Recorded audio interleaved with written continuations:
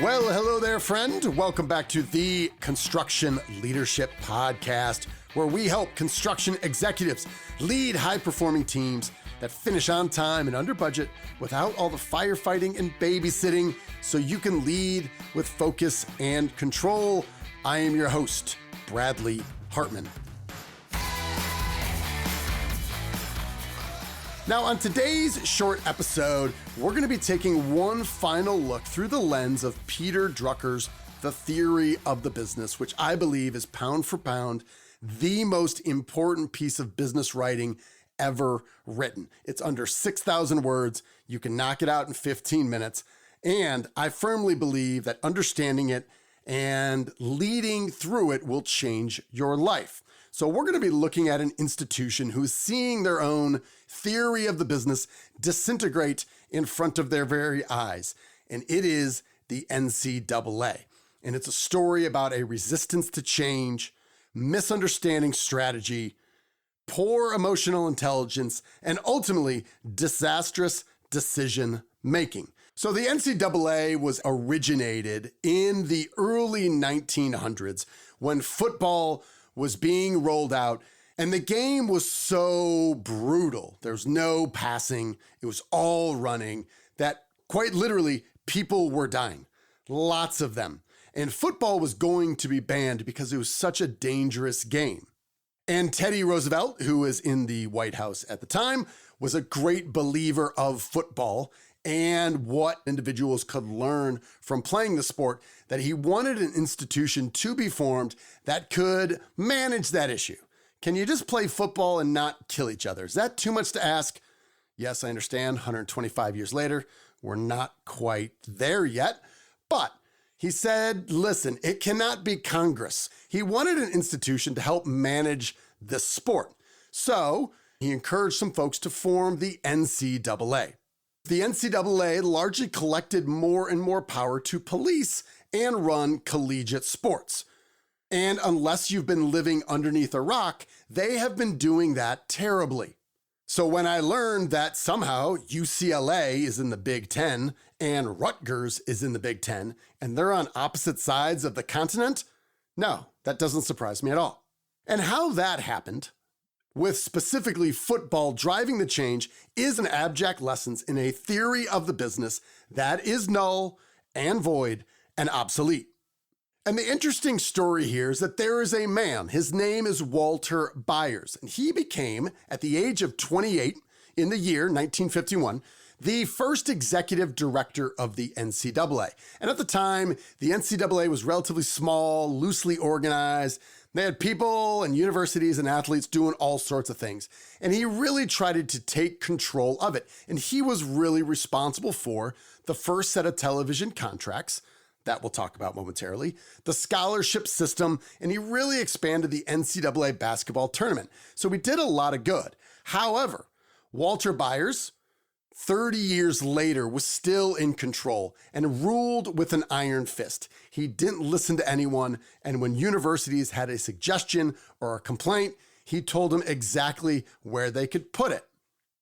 He's the guy that continued to double down on the principle of amateurism, that athletes could not be paid beyond scholarships, not for their autographs or anything else. This idea of name, image, and likeness, the NCAA said, yeah, we own that. You, the athlete, do not get to profit a nickel off your own name, off your own image, or your own likeness because you are getting a scholarship. As the Wall Street Journal reported, it was the early 1980s and the leaders of college sports thought that too many televised football games meant that people wouldn't buy the tickets to watch them in person. So the NCAA, led by Walter Byers, limited broadcast to one national game a week. Now, what's interesting here, about 20 years earlier, George Halas, leading the NFL, had fought the same exact battle.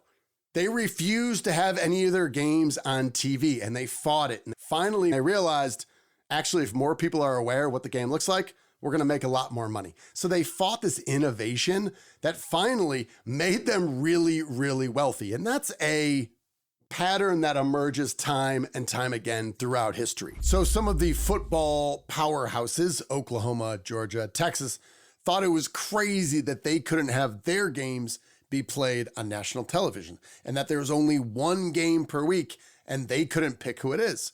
So they went to Walter Byers and he wouldn't budge. Byers wouldn't negotiate and he wouldn't compromise. So the natural thing happened when there are disputes of this magnitude.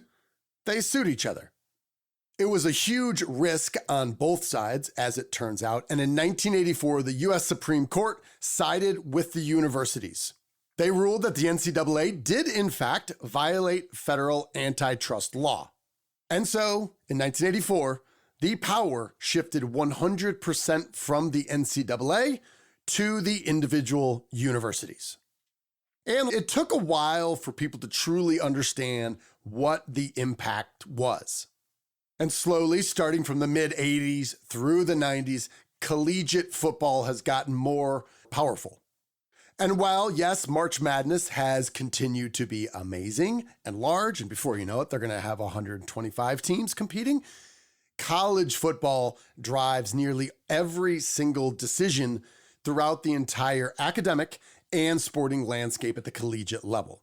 So again, if we grab the lens of the theory of the business and we look at the world through Walter Byers' eyes, what we see is he evaluates his environment.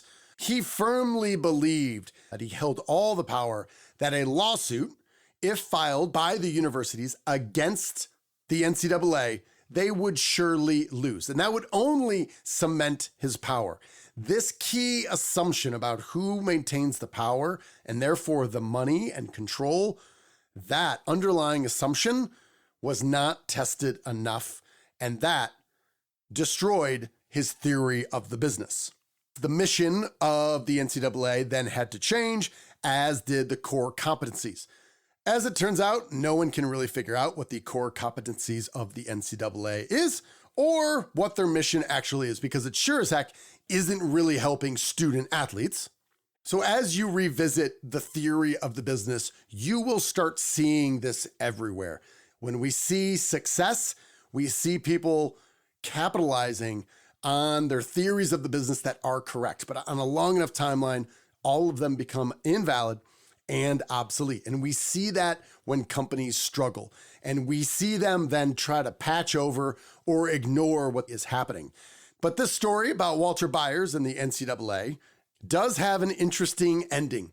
So while Byers retired just a few years after this incredible defeat at the hands of his customers, the universities, he began thinking about writing a book, which he did in 1995, which was titled Unsportsmanlike Conduct: Exploiting College Athletes.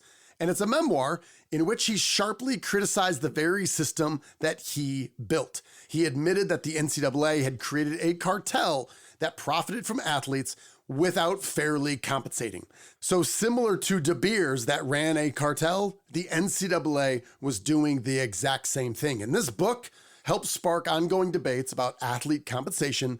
And while yes, it's critical that the name, image, and likeness of human beings belong to them and not the university that is giving them a scholarship, it sure as heck does not belong to the people like Walter Byers. So this little episode here is going to wrap up our discussion about the theory of the business. Again, if you haven't read this, go to the show notes, download it, and think about its implications. Share it with your team and begin documenting your assumptions, and strongly encourage you as well to download our Better Decisions app. It is free. It is a wonderful place where you can catalog your assumptions and lock in a confidence interval, as well as a date to revisit them in the future. Again, it's free. It's called the Better Decisions app. That's all I've got, friends. We're going to close out with our leadership mantra. You are owed nothing.